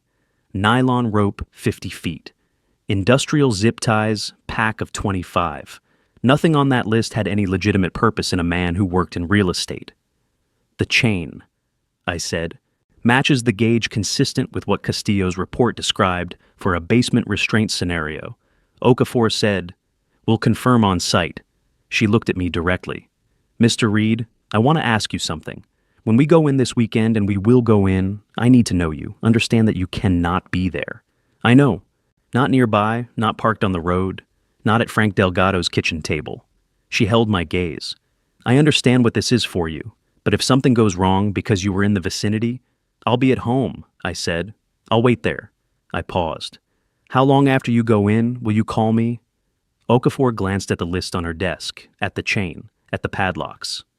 "The moment we have a confirmed status," she said. "I promise you that." I drove home through the late morning traffic on the 134 through Glendale and into Pasadena, through streets I had driven 10,000 times in 38 years of living in this city. The winter light was flat and pale, the San Gabriel Mountains visible to the north, with a thin line of snow on their upper ridges, something that happened 2 or 3 times a year, and always surprised people who had forgotten that Los Angeles had seasons. I walked in through the front door. I crossed the living room. I stood in front of the fireplace where the gray urn had sat for 4 months. The shelf was empty. I had moved the urn to the hall closet the night Reeves called to tell me Helen was alive. I had not touched it since. I looked at the empty space for a long moment. Then I went to the kitchen and I made dinner. A real dinner, not something from a container the way Helen would have made it. And I ate alone at the kitchen table, and I left the chair across from me, empty, and I told myself it would not be empty much longer. That was Friday. Reeves called me Friday night at 2:47 in the morning. "Mr. Reed," she said. We found her. The call lasted 4 minutes and 30 seconds. Reeves spoke in the measured cadence of someone delivering information she had rehearsed, because she understood that the person on the receiving end needed sentences that were clear and complete and left no room for misinterpretation. Helen was alive. She had been found in the basement of the main structure in a space that had been used for cold storage when the property was a working ranch. She was dehydrated and malnourished, and had not walked unassisted in some time, but she was conscious she was speaking, and the paramedics on scene assessed her condition as serious but stable. She was being transported to Cedars-Sinai Medical Center. She had asked about me twice before they moved her. "She asked if you were safe," Reeves said. "Both times, before she asked about herself." I was sitting on the edge of my bed in the dark. I did not turn on a light. I just sat and held the phone and listened to Reeves tell me that the thing I had been most afraid of, the thing I had chosen not to look at in the early weeks because looking at it was too large, had not happened. "Can I go to her?" I asked. "Not tonight," Reeves said. "I need you operational tomorrow. I need Rachel and Evan to believe nothing has changed." A pause. "Thomas, I know what I'm asking." "I know you do," I said. After the call, I sat on the bed for a while longer. The room was dark and quiet. The house was the same house it had been for 4 months. The same walls, the same furniture, the same kitchen where I had made coffee every morning and carried it to a shelf and spoken to an urn that contained someone else's ashes. I got up. I walked to the living room. The shelf above the fireplace was empty. I had moved the urn to the hall closet 2 weeks ago, the night Reeves called to confirm Helen was alive, and somewhere in that property on Sylmar Road. I opened the closet now and looked at it for a moment, the gray vessel sitting on the shelf between a winter coat and an old umbrella. The container that had held 4 months of the worst grief I had ever experienced and that had never held my wife. I took it down. I carried it to the garage. I put it in a cardboard box and sealed the box with tape and set it on the shelf above the workbench where it would stay until I could decide what to do with it properly. Then I went back inside, made coffee, and sat at the kitchen table and waited for morning. At 7:15, Reeves arrived at my house with Michael and two agents I had not met, before a man named Cooper and a woman named Diaz, both calm and efficient, both carrying equipment I understood without needing explained. The court order for the recording had been obtained the previous evening, Reeves told me, before the tactical team moved on the Sylmar property. Under California Penal Code Section 632, recording a conversation requires the consent of all parties. The court order satisfied that requirement through judicial authorization. Everything that happened in my house today would be captured on a recording that was legally unimpeachable. Walk me through it again, I said. Reeves set a small device on the kitchen table. Rachel believes you're an aging man whose grief has impaired his judgment. She's been watching you talk to an urn for 4 months. She believes you are exactly what you appear to be. She looked at me steadily. I need you to be that man one more time, confused, tired, a little unsteady. You found some of Helen's papers, you're not sure what they mean, but you think there might be money you didn't know about. 2 million, maybe more. You want Rachel's help before your memory gets worse. She'll come, I said. I was certain of this. I had spent 4 months watching Rachel calibrate her behavior to what she believed I was. I knew exactly how she would hear that call. She'll bring the transfer documents. She'll want everything signed today. Good. Reeves nodded. You call her at 9. We'll be in position. I looked at Michael. He looked back at me with the expression of a man who understood exactly what this cost and had nothing useful to say about it, which was the right response. At 8:55, I picked up my phone. I sat in the kitchen chair where I had sat every morning for 38 years. I thought about Helen in a hospital bed at Cedars-Sinai, asking whether I was safe before she asked about herself. I thought about the distress signal written into 43 pages of transfer documents. I thought about 4 months of talking to an urn. Then I let my voice go soft. The phone rang twice. Rachel answered on the second ring with the bright alertness of someone who had been waiting. Dad, good morning. How are you feeling? Oh, sweetheart. I let a slight waver enter the sound, the particular unsteadiness of a man whose thoughts moved more slowly than they used to. I'm all right. I've been going through some of your mother's files. You know how I get confused with all these papers. Of course, Dad. Her voice warmed immediately, the temperature shift of a woman who had heard exactly what she had been hoping to hear. What kind of papers? There's a trust account, I said. I don't quite understand it. And there's a number here, it says 2 million, but I can't make sense of the columns. My eyes aren't what they were. I paused, let the pause stretch slightly. I've been thinking, sweetheart. I'd feel so much better if you were handling all of this. Before I forget where I've put things. A silence on the line, 1 second, maybe 2. I could feel her calculating. Dad, she said, I can be there by 10:30. Don't touch anything. I'll take care of it. That would be such a relief, I said. You're so good to me, Rachel. Of course, she said. I'll bring Evan. We'll sort everything out. I ended the call. I set the phone on the table. Reeves was looking at me from across the kitchen. Cooper and Diaz were in position. Michael had his briefcase open. She's coming, I said, in my normal voice. The voice I had used for 30 years in federal buildings and courtrooms and interview rooms. The voice that belonged to the man I actually was. How long? Reeves asked. I looked at the clock on the kitchen wall. The same clock Helen had hung there in 2003, the one with the slightly loose second hand that made a faint double tick every minute. 90 minutes, I said. Maybe less. I stood up. I straightened my shirt. I walked to the window and looked out at the rose garden, bare canes against the February fence dormant and patient, waiting for the season to change. She'll bring everything, I said. Every document she needs me to sign. She won't be able to help herself. I was not wrong about that. I was not wrong about any of it. 93 minutes later, the doorbell rang. Before I tell you what happened when Rachel walked through that door, comment ready if you're still here. Because what came next, I never could have staged. I never would have wanted to. This story carries fictional elements shaped for reflection and human understanding. If that's not what you're looking for tonight, it's okay to step away. Choose what's right for you. I opened the door. Rachel was smiling. She had a leather portfolio under her arm, and Evan stood just behind her right shoulder with his hands in his jacket pockets and his jaw set at the angle of a man who wanted this done quickly. They looked like two people who had come to help. Dad, Rachel stepped forward and touched my arm. You sounded so tired on the phone. How are you feeling?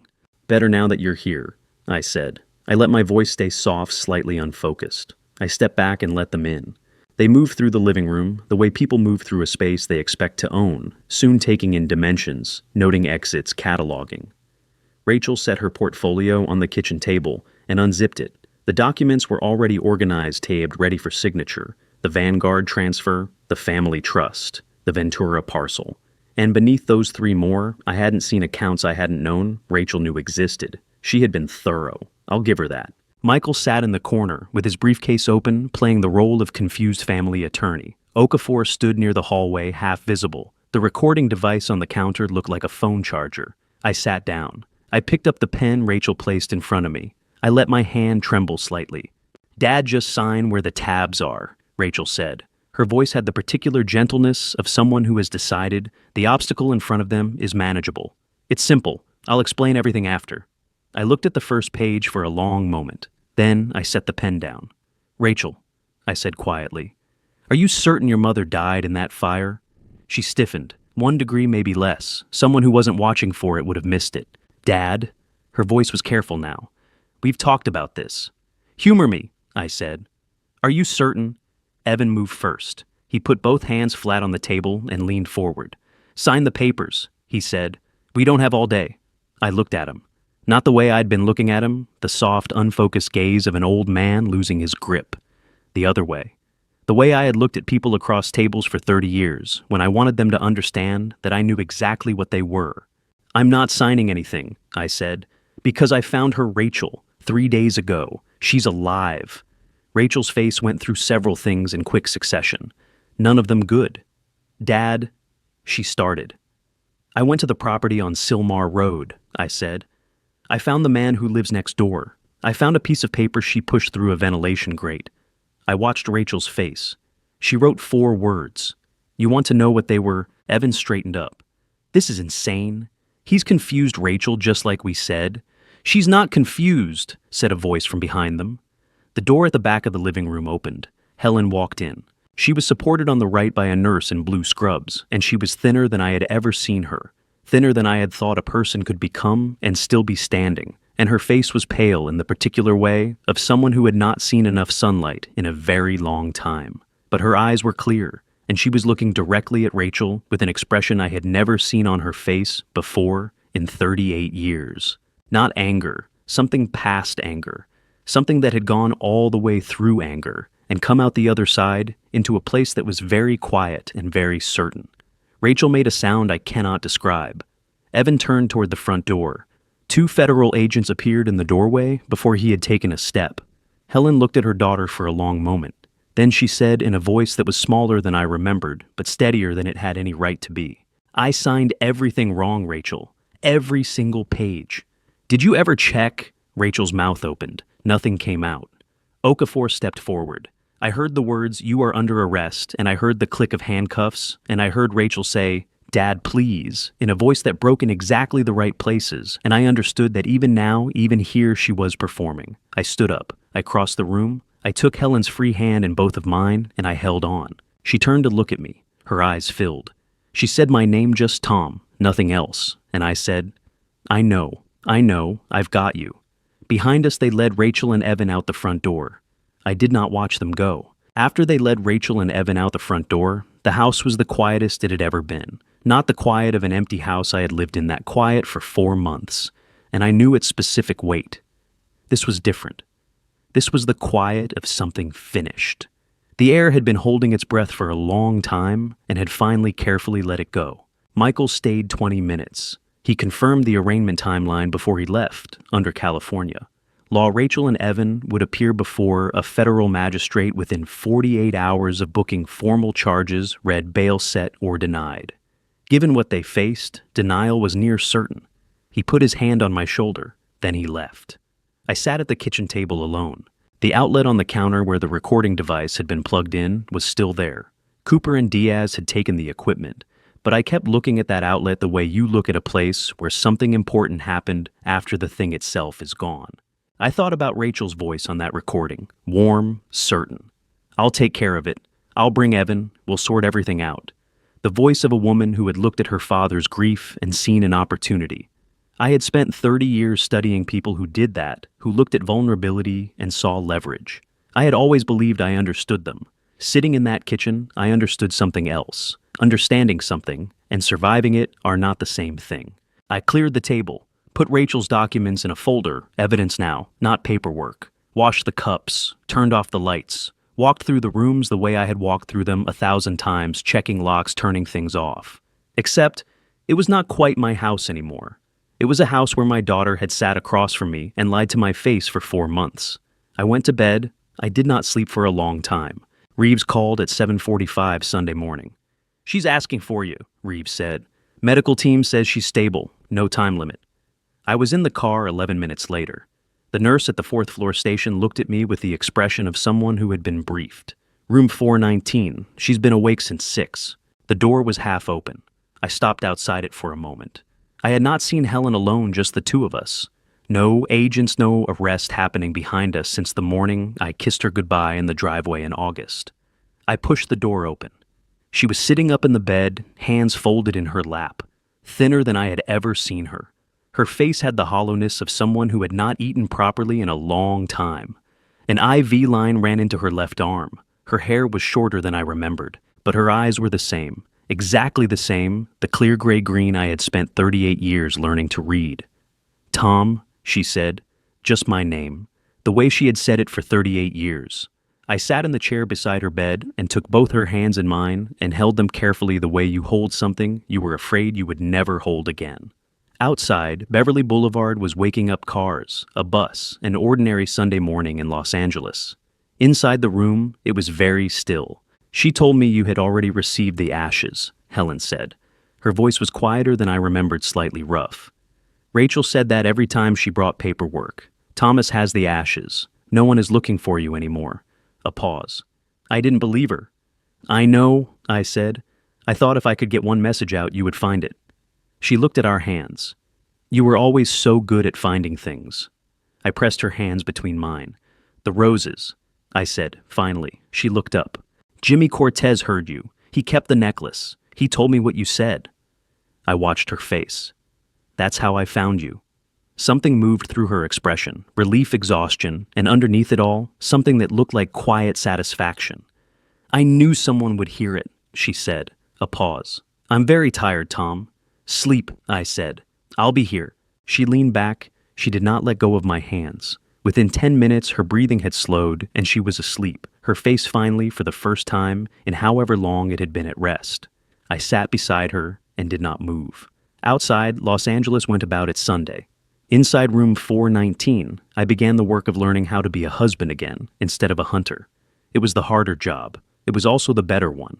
The trial began on September 8th, 2025. 7 months had passed since the morning in my kitchen, when Helen walked through the back door and Rachel's face went white. 7 months of arraignments and preliminary hearings and motions and counter-motions of Rachel's attorney arguing insufficient evidence, and Evan's attorney arguing that his client had been coerced of the two of them, my daughter and her husband, spending those months in a federal detention facility in downtown Los Angeles, unable to make bail on charges that included kidnapping for extortion and second-degree murder. I sat in the third row of the gallery every morning, same seat, same cup of coffee I never fully finished. I did not miss a single session. I told myself it was because I wanted to see it through. The truer answer was that I owed it to Margaret Flores, whose photograph I had found online after learning her name, a woman in her mid-50s, dark hair, a smile that looked like it had survived a great deal, and whose image I had looked at once and not allowed myself to forget.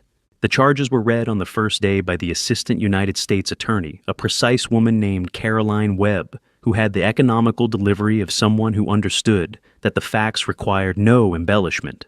Felony arson, California. Penal Code 451. Second-degree murder under Penal Code 189, the felony murder rule, which holds that a death caused during the commission of arson constitutes murder regardless of specific intent to kill. Kidnapping for extortion under Penal Code 209. Torture under 206. Elder financial abuse under Penal Code 368, subsection B. Helen was 65 years old, the threshold precisely met. Wire fraud under federal statute 18 U.S.C. 1343, 14 separate counts. One for each electronic transfer executed using her forged signatures. Forgery. Wrongful use of human remains under California Health and Safety Code. Section 7052. Rachel and Evan entered not guilty pleas through their separate attorneys. Both had apparently decided during those 7 months that the optimal strategy was to make this about each other. That strategy lasted approximately 4 days. Frank Delgado testified on the third day. He wore a pressed white shirt and took the stand with the unhurried dignity of a man who had been waiting to say something true for a long time. He described the lights in the van and the 2 figures he had seen over his fence for months. He described the morning he found the piece of paper near the ventilation grate, the call to the Sylmar Sheriff's substation, the deputy who had come and looked and concluded it was probably nothing. He described keeping the paper in his kitchen drawer for 3 weeks because something told him it mattered, even if he couldn't prove it yet. The prosecutor held up the evidence bag containing the torn piece of paper. The jury looked at it. HR, alive. Basement, help. The courtroom was quiet for a long moment. Jimmy Cortez testified on the 4th day. He wore the same jacket he had worn when I found him under the Sepulveda overpass, clean, well-maintained, the kind of garment a man keeps, because it represents something about who he intends to be. He described September with the precision of a former infantry sergeant, the night the fence line, the dark van, the 2 figures, and the older woman whose feet dragged on the ground. He described her turning her head before the door closed the way she said it twice, as if she understood she might not have another chance. Tom the Roses. A juror in the second row, a woman in her 60s I noticed who had been taking notes throughout the trial, set down her pen when Jimmy said those words. She did not pick it up again for several minutes. Dr. Patricia Coleman testified about Helen's health and about the phone call Rachel had made 2 months before the fire, asking about medications that could simulate cardiac events. Carol Brennan testified about 15 years of knowing where Helen went and where she did not. Robert Castillo testified about 2 ignition points and liquid accelerant and the measured difference in his field between what accidents look like and what decisions look like. Roy Haynes, who had accepted a cooperation agreement in exchange for 3 years probation and the permanent surrender of his notary commission, testified about 14 phone calls from Evan Morris about signing documents for a signer who was not present about understanding now, with full clarity, what those documents had been used for. He did not look at Rachel when he testified. She looked at him constantly with an expression I recognized as the same one she had worn in my kitchen the morning everything came apart, the expression of someone recalculating in real time. Helen testified on the 9th day. She came in on a cane. She had been in a wheelchair when they brought her out of that basement in February, and on a walker by April, and had graduated to the cane in late June, after a particularly determined week of sessions with Brianna, her physical therapist, who had the stubborn optimism of someone who had never met a patient she was willing to give up on. 7 months of work, and Helen walked into that courtroom on her own, 2 feet, and sat in the witness chair, and folded her hands on the rail, and looked at the prosecutor with the expression of a woman who had decided a long time ago in a cold basement that if she got out, she was going to say exactly what happened. She told them everything: the chain, the single bulb, the food that came once a day enough to keep her functional, calibrated with a precision that was in its way more frightening than simple cruelty. Rachel arriving with documents and a pen, explaining in careful tones that Thomas had already received the ashes, that no one was looking, that it would be better for everyone if Helen simply cooperated. The days Helen refused, and the days the food was less. The decision each time Rachel placed a pen in her hand, to sign it wrong, to add the loop, to leave the signal in every signature across 43 pages of documents, because a woman she had been married to for 38 years had taught her how 20 years earlier at a kitchen table on an ordinary evening, and she had not forgotten. She did not look at Rachel during her testimony. When she finished and stepped down, and the bailiff offered his arm, she declined it. She walked back past the gallery under her own power. She found my eyes as she passed the 3rd row, and she gave me the same small nod she had given me in the hospital in February, the one that meant I've still got it. I'm still here. I gave it back. The recording from my kitchen was played on the 10th day. Rachel's voice filled the courtroom, warm and reassuring, and completely without hesitation. I'll be there by 10:30. Don't touch anything. I'll take care of it. Her attorney objected to its admission 6 times. All 6 objections were overruled.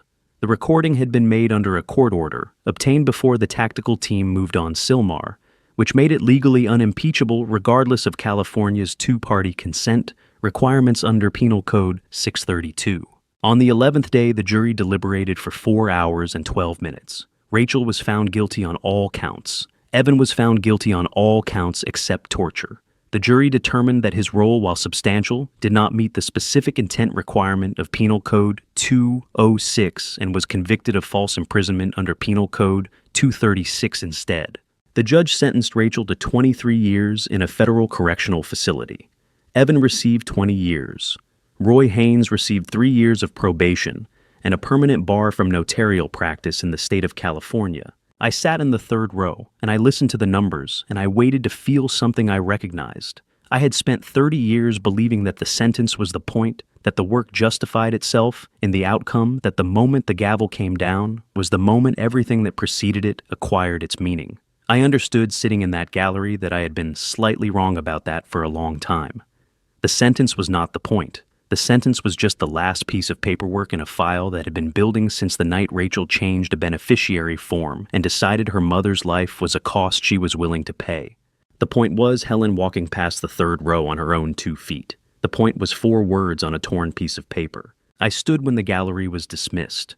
I filed out with the other observers into the marble corridor of the federal courthouse on Spring Street, and I stood there for a moment in the fluorescent light while people moved around me. And I thought about a woman named Margaret Flores, who had been buried in April in a county plot in Van Nuys, attended by 3 social workers and a chaplain, with no family present because none had been found. I had sent flowers, white ones, because I didn't know what she had preferred, and white seemed like the kind of choice that couldn't be wrong. After the verdict, I drove to the cemetery directly before going to Helen, before going home, before doing anything else. And I stood at the marker and I said her name once out loud because it seemed like the least I could do for a woman who had become a piece of evidence before anyone had thought to ask who she was. Then I got back in the car and drove to Cedars-Sinai, where Helen was waiting. The afternoon of the verdict, I drove straight to Cedars-Sinai. Helen was sitting up in bed when I walked into her room, working on a crossword puzzle with the focused dissatisfaction of someone who had encountered a clue she considered unfair. She looked up. "How did it go?" 23 years, I said. She set the pencil down. She did not speak for a moment, not because she had nothing to say, but because some things need time to settle before you can speak around them properly. Then she reached out and took my hand, and we sat like that in the late afternoon light coming through the hospital window, and for the first time in as long as I could remember, the quiet between us felt like something we had earned, rather than something that had been left behind. Brianna, her physical therapist, believed with cheerful and unshakable conviction that every patient who came through her door would eventually walk out of it. She applied this conviction to Helen with a relentlessness that Helen initially found irritating and later came to depend on. I was there for every session, every setback, every morning. Helen gripped the parallel bars and decided to try again. The parking attendant in the third-floor structure at Cedars-Sinai had learned my name by April. By June, Helen was on a cane. By August, she was leaving it in the car for short walks. On a Thursday in October, 3 days after the verdict, she walked the length of the hospital corridor without assistance. 42 steps. I counted every one. Brianna started clapping from the far end. Helen told her to stop because it was embarrassing. Then she laughed the real laugh, the one I had not heard in more than a year, the one that started in her chest and came out slightly surprised at itself. I stood at the other end of the corridor and did not try to speak. We sold the Pasadena house in November. It was the right decision, and I had known it since February, but knowing and being ready are not the same thing. 31 years in those rooms. The kitchen where she made coffee every morning and left the mug on the left side of the sink even though the dishwasher was on the right. The garden she talked to. The fireplace shelf that had held an urn for 4 months and been empty for 9. I walked through it one last time on the day of closing alone while Helen waited in the car. I said goodbye to each room the way you say goodbye to versions of yourself you no longer need to be. Then, I locked the door and left the key on the counter and walked out. We bought a small house in Ojai, 90 minutes north of the city, orange blossoms and spring afternoon light that made everything look like it was painted by someone who loved the place. The yard had been waiting for someone to decide what it was supposed to become. Helen decided on the second day. She ordered rose catalogs from the hospital, marked the pages in pencil, and planted on her knees in the November dirt new varieties, not the ones from Pasadena. New ones, for a new yard, for a life that was not the old one resumed, but something different that had grown from the same roots. I watched from the porch. She talked to them while she worked. She always had. The Roses Fund came together through the fall. Michael had suggested it in September during the civil asset recovery proceedings. A criminal conviction for elder financial abuse under California law supports a civil action for treble damages, and the combination of the insurance fraud recovery and the treble damage award produced a sum that Michael described with characteristic understatement as meaningful. Helen named the fund the morning after I told her what Jimmy Cortez had heard her say through the fence. She sat with it for a long moment, looking out the kitchen window.